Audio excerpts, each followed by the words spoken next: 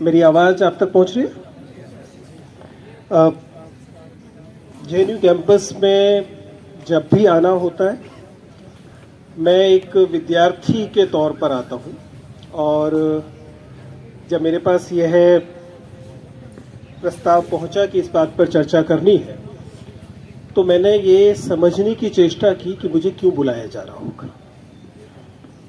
ये बहुत मुश्किल सवाल नहीं है, आप जानते हैं, क्योंकि प्रोफेसर अतुल सूद को क्यों बुलाया जा रहा होगा समझ में आता है। सचिन भाई को क्यों बुलाया गया होगा ये भी समझ में आता है। सांसद महोदय को क्यों पकड़ के बुला लिया गया होगा ये भी समझ में आता है।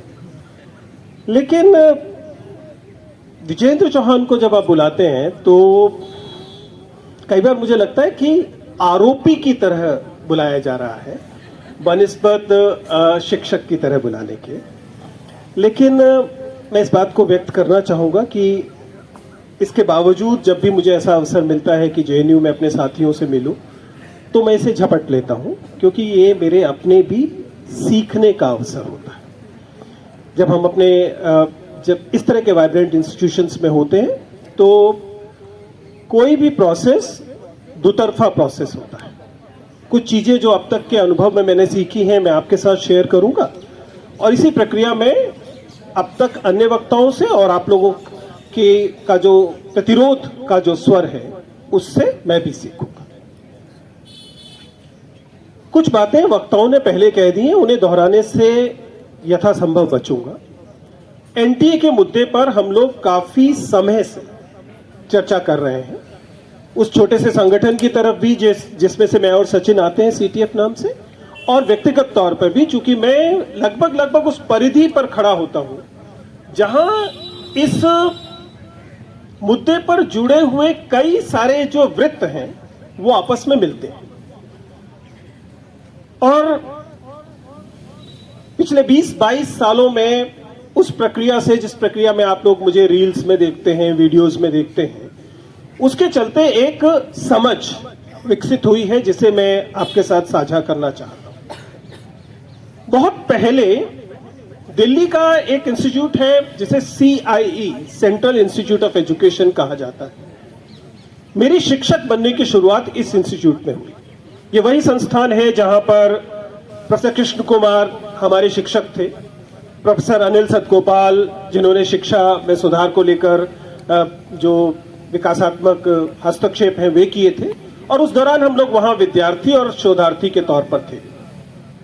और वहां से इवैल्यूएशन को लेकर, टेस्टिंग को लेकर, मेजरमेंट को लेकर मेरी एक सीधी समझ बनी। और मैं उस बात को यहां दोहराना चाहता हूं क्योंकि एनटीए के साथ यह मुद्दा बहुत गंभीरता से जुड़ता है। जब आप देश भर के विश्वविद्यालयों से मूल्यांकन करने की, मेजरमेंट करने की, टेस्टिंग करने की जो अख्तियार है उसे छीनते हैं और फिर कहते हैं कि हम एक स्पेशलाइज्ड एजेंसी को ये देंगे, तो स्वाभाविक है कि आपका जो प्रेमाइस है वो ये है कि ये जो नई एजेंसी आप लेकर आ रहे हैं वो इवैल्यूएशन में, टेस्टिंग में, मेजरमेंट में ज्यादा योग्यता से भरी होनी चाहिए। क्या वाकई नेशनल टेस्टिंग एजेंसी, जिसके कुल कर्मचारियों की संख्या 19 है, 19, ये उनके आरटीआई एक्ट में जो उनका पब्लिक डिस्क्लोजर है उसमें दिखाई देता है, 19 अधिकारी हैं वहां पर, उनमें से एक भी अधिकारी शिक्षाविद नहीं। क्या इस एजेंसी के पास इस इवैल्यूएशन, इस टेस्टिंग, इस मेजरमेंट की क्षमता जेएनयू से बेहतर, दिल्ली विश्वविद्यालय से बेहतर, या उन तमाम विश्वविद्यालयों से बेहतर है जिनका काम है सालाना इवैल्यूएशन करना, टेस्टिंग करना, मेजरमेंट करना, जिनके पास वो एक्सपर्टीज है? स्वाभाविक है कि ऐसा नहीं। एनटीए अपनी एजेंसी, एक एजेंसी के तौर पर लगभग उतना ही ड्यूबियस, नॉन ट्रांसपेरेंट है जैसा मैं बार बार कह रहा हूं पीएम केयर। आपको याद होगा कि प्रधानमंत्री राहत कोष होने के बावजूद एक नया फंड तैयार किया गया, जिस फंड को सीएजी से दूर रखा गया, आरटीआई से दूर रखा गया, और न जाने हम लोगों से लगभग लूट कर जो पैसा हम लोगों को विश्वविद्यालय में अचानक एक दिन पता लगा कि पीएम केयर के लिए कुछ पैसा जाएगा। हम लोगों ने अपने कॉलेज में एक बड़ी बैठक की और एक राजनीतिक समझ के चलते कहा कि हम पैसा देना चाहते हैं कोविड के लिए, और ये पैसा हम पीएम रिलीफ फंड में देंगे, हम पीएम केयर में नहीं देंगे। ये बाकायदा लिखकर कॉलेज को दिया गया, पैसा भेज दिया गया। बाद में पता लगा, बाकायदा हमारे पास जो साल के अंत में इनकम टैक्स रिटर्न के लिए फॉर्म 16 आता है, उसमें बताया गया कि वो पैसा पीएम रिलीफ फंड में नहीं भेजा गया था, पीएम केयर में भेजा गया। और पीएम केयर कितना ड्यूबियस फंड है आप सभी जानते हैं। ठीक वैसे एनटीए का जो ये पब्लिक एग्जामिनेशन चलाने का धंधा है, वो भी उतना ही नॉन ट्रांसपेरेंट है, साफ दिखाई देता है। लेकिन असल मुद्दा इससे ज्यादा बड़ा है।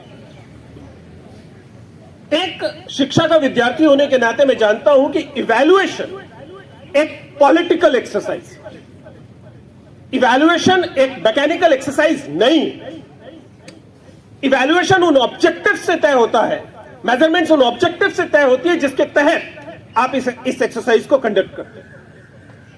चाहे वो रिक्रूटमेंट के लिए हो, चाहे वो एंट्रेंस के लिए हो, जो भी आपका ऑब्जेक्टिव है, उस ऑब्जेक्टिव से तय होता है कि अंततः इवैल्यूएशन क्या हो। शिक्षा की प्रक्रिया ही राजनीतिक प्रक्रिया है। इसलिए जो भी शिक्षा को गैर राजनीतिक मानता है, यह अपने आप में एक राजनीतिक स्टेटमेंट है। इसलिए शिक्षा की प्रक्रिया का हर एक पक्ष, खास तौर से मूल्यांकन, जिस मूल्यांकन के तहत आप एनटीए परीक्षाएं लेता है, एक राजनीतिक कर्म है। यह राजनीतिक कर्म क्या है, इसको समझने के लिए आपको समझना पड़ेगा। बजट से जोड़ा गया था, आप इस बात को समझ सकते हैं। उच्च शिक्षा के लिए 47,000 करोड़ में पूरे देश को निपटा दिया गया। 47,000 crore for entire nation higher education, while the coaching industry is 58,000 crore in 2023, rising at the rate of 15%, will be 1,60,000 crore by 2028.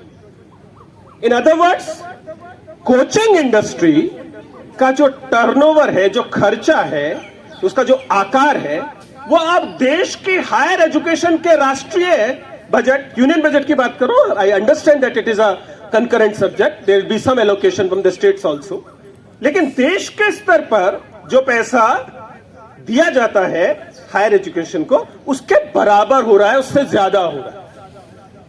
पहली बात। और दूसरी बात जो इसी से जुड़ी हुई है कि अगर देश में गुणवत्तापूर्ण शिक्षा के अवसर कम हो रहे हैं, तो असली मुद्दा फिर यह रह गया केवल कि ये जो थोड़े से अवसर मिले हुए हैं, इनका वितरण कैसे हो। और एनटीए नाम का ये जो गोरख धंधा है, मुझे बताया गया कि ये शब्द शायद अब असंवैधानिक घोषित कर दिया गया है। तो ये जो एनटीए नाम का गोरख धंधा है, ये तय करेगा कि ये जो छोटी सी, ये थोड़ी से अवसर हैं, डीयू में विद्यार्थी बन जाइए, जेएनयू में विद्यार्थी बन जाइए, इन अवसरों का वितरण अब किन आधारों पर किया जाएगा। और ये आधार क्या है? ये आधार है आपकी खरीद सकने की क्षमता, आपके privileges. I've been taking those interviews you've been watching for last 20-22 years, and I do understand कि आपको लगातार वो रील्स और वीडियोस दिखाई जाते हैं जिसमें ये बताया जाता है कि देखो ये लड़का, इसके पिताजी रिक्शा चलाते थे और ये आज सेलेक्ट हो गया, ये बच्चा ये चक्की चलाता था। आपको ओटीटी प्लेटफॉर्म्स बताएंगे, कहानियां बताएंगी, और आपको दूसरा सोशल मीडिया बताएगा कि इसके आप देखो इसने मेहनत की और सेलेक्ट हो गया। सच्चाई है कि सक्सेस स्टोरीज झूठ है। अगर आप मेरे 22 साल के अनुभव, जो कि इन लोगों से मिलने का अनुभव है, उसके आधार पर जानना चाहते हैं, तो मैं इस बात को पब्लिकली कह रहा हूं कि ये जो सक्सेस स्टोरीज आपको दिखाई जाती हैं, रैग्स टू रिचेस की स्टोरीज, ये पूरे के पूरे प्लान का notional, nominal, less than average हिस्सा है। हर साल ऐसी केवल 2 या 3 ही कहानियां होंगी, और उन 2 या 3 कहानियों को ही मैग्नीफाई किया जाएगा। Otherwise the selections, whether it is UPSC, whether it is any other competitive examination, is essentially, I'm saying essentially, almost without any exception, are a function of your privileges. आप किस स्कूल से पढ़े थे, आपकी अंग्रेजी कैसी है, आप किस कॉलेज से पढ़कर आए, आपके प्रोफेसर्स कौन थे, आपको क्या क्या अवसर मिले, आपके माता पिता की आमदनी कितनी थी, आपकी जाति क्या है, आपका जेंडर क्या है, आप किस क्षेत्र से आते हैं, ये है डिटरमाइनिंग फैक्टर्स आपकी सक्सेस के। और इन्हीं फैक्टर्स को दी गई सिचुएशन के को ही परपिचुएट करने के लिए आपको ऐसे फिल्टर्स की जरूरत पड़ती है जिन फिल्टर्स का नाम एनटीए होता है। You conduct a centralized examination. One, I don't know why. क्यों जरूरत है देश को एक केंद्रीकृत परीक्षा की? क्या दिल्ली विश्वविद्यालय को जो विद्यार्थी चाहिए वह ठीक वैसा विद्यार्थी है जैसा वीर कुंवर सिंह विश्वविद्यालय को चाहिए? क्या उनकी कोई स्थानीय आवश्यकताएं नहीं है? क्या उनके यूथ की कुछ स्थानीय एस्पिरेशंस नहीं होनी चाहिए? लेकिन नहीं, यहां केवल प्रवेश ही नहीं, आपके सपनों का भी स्टैंडर्डाइजेशन किए जा रहा है, उनका एक मानकीकरण किया जा रहा है, उनमें एक एकरूपता लाई जा रही है। क्योंकि अगर आप केंद्रीकृत परीक्षा करेंगे और आपके सपने एकरूप होंगे तो फिर इन चीजों का भरोसा दिलाकर कि आ जाइए सक्सेस गारंटेड, देखिए वो चक्की चलाने वाला आईपीएस बना था, वो दिखा दिखाकर आपको इन प्रोग्राम्स को बेचा जा सकेगा। But please understand, when we have centralized examinations like NTA or other examination of recruitment or entrance, इसमें जब भी गड़बड़ होती है या इसमें जब भी परीक्षा आयोजित की जाती है, ये गलतफहमी में मत रहिएगा कि यह सबके लिए समान प्रभाव लेकर आती है। We have been writing about these indices, we are writing about these examinations in many places, and I'm telling you, I'm repeating it, its impact is essentially differential. It is not same for everybody. Even for the paper leak, we talked about the NEET thing. NEET paper leak का प्रभाव सबके लिए बराबर नहीं है। जो haves हैं, जिनके पास ताकत है खरीदने की, वो अगर अब तक सीट नहीं खरीद पा रहे थे तो अब क्वेश्चन पेपर खरीद लेंगे। It will be easier for them. But the differential impact is that जो छोटी सी विंडो आपके पास थी कि ठीक है मैं थोड़ी ज्यादा मेहनत करूंगा, I will be fighting against my deprivations, I am not privileged enough but still I will try, and there was a small window of that entrance examination, UPSC examination or whatever, that I'll fulfill some part of my dream. As I said, there is a problem in this entire setup itself, but even that window is now closed. मैं इस बात की बात अक्सर करता हूं, मैं आपसे बात कर पा रहा हूं। 1993-94 में मैंने JNU का एंट्रेंस एग्जामिनेशन दिया, मेरी एक दोस्त ने भी दिया, हम दोनों लगभग बराबर स्तर के विद्यार्थी थे। मेरा फाइनली सिलेक्शन नहीं हुआ। मैं जेएनयू आना चाहता था, ये बात सच है। जेएनयू को इसलिए मैं अक्सर, हम दिल्ली विश्वविद्यालय वर्सेस जेएनयू जब करते हैं तो मैं जेएनयू को ऐसी प्रेमिका की संज्ञा देता हूं जिससे विवाह ना हुआ। लेकिन मेरी उस दोस्त का सिलेक्शन यहां हुआ, और जब हम लोगों ने इसकी व्याख्या पुराने जेएनयू वालों से की तो उन्होंने कहा कि हमारे यहां डेप्रिवेशन पॉइंट्स होते हैं। अगर आप बराबर थे तो छात्रा के पास आपसे थोड़ा सा ज्यादा अवसर था। That is that positive discrimination which must be respected, and the fact is you draw a finishing line as common and then claim that this is a just race is unfair. NTA is doing precisely the same. कौन उसे top करेगा? किसके उसमें marks ज्यादा आएंगे? जिसके पास पहले तो कहा कि अच्छी एजुकेशन की एक्सेस रही होगी और उसके बाद अच्छी कोचिंग की एक्सेस होगी। And please understand, coaching is not education. Other speakers have very clearly told you. I am telling you, it is not even education. I've watched it from very close quarters, and that's why you can trust me. When we say coaching, it is not, there is a general understanding and there is some sense in it, but I still counter that. कहा यह जाता है कि अलग अलग देश के अलग अलग विश्वविद्यालयों में शिक्षा बराबर नहीं है, गुणवत्ता, कहीं पर क्लासेस नहीं होती, कहीं टीचर्स नहीं है, कुछ विश्वविद्यालय लकी हैं जहां पर रेगुलर क्लासेस हो पाती हैं, things like that. So there is a void, एक शून्य है. कुछ जगह पर पढ़ाई नहीं हो रही है, कुछ जगह पर पढ़ाई हो रही है. चूंकि देश के बहुत सारे हिस्सों में, उत्तर प्रदेश में, बिहार में, राजस्थान में बहुत सारे यूनिवर्सिटीज और कॉलेजेस ऐसे हैं जहां बहुत अच्छी पढ़ाई नहीं होती, इसलिए वो विद्यार्थी ज्यादा नहीं सीख पाते, इसलिए उन्हें मजबूरन कोचिंग में जाना पड़ता है. There is some merit in this argument, but not beyond a point. Why I am saying it? Because ये एक फेक किस्म का एलिमेंट सामने ऐसा रख रहा है एज ये कोचिंग इंस्टीट्यूट्स आपको जो आपने शिक्षा नहीं पाई थी वो शिक्षा दे देते हैं, which is an absolute fallacy.